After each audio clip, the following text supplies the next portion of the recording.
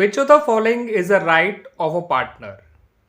आपको कुछ स्टेटमेंट्स दे रखी हैं और आपको बताना है बच्चों कि इनमें से कौन सा जो है पार्टनर का राइट है।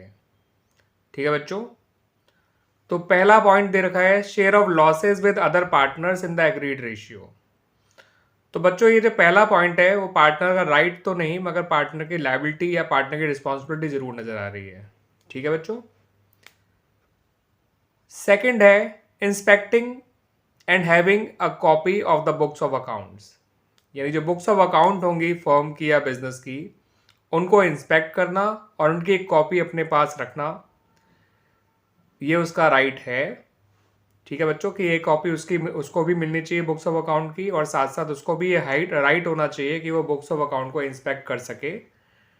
तो बच्चों ये तो राइट है of a partner in the firm. तीसरा पॉइंट भी पढ़ लेते हैं, क्या पता एक से ज़्यादा राइट्स हो।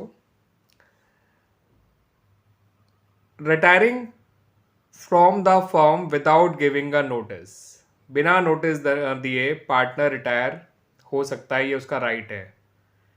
तो बच्चों ये राइट नहीं होता है। ठीक है, पार्टनर को रिटायर होने से पहले जो है नोटिस देना चाहिए of his retirement to the other partners. तो थर्ड पॉइंट उसका राइट के अंदर नहीं आता है।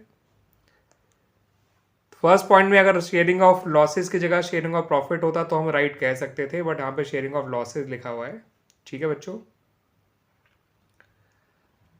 और फोर्थ पॉइंट जो है taking part in the conduct of the business, यानी बिजनेस को चलाने में पार्टिसिपेट करना उसका राइट है।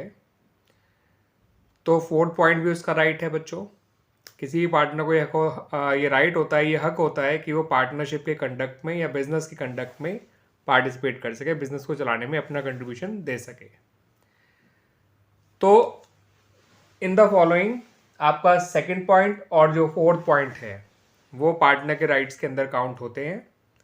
आपको 4 ऑप्शंस दे रखे हैं, आपको बताना है कि इनमें से कौन से ऑप्शन ठीक है या कौन सा ऑप्शन ठीक है, मतलब कौन कौन से नहीं।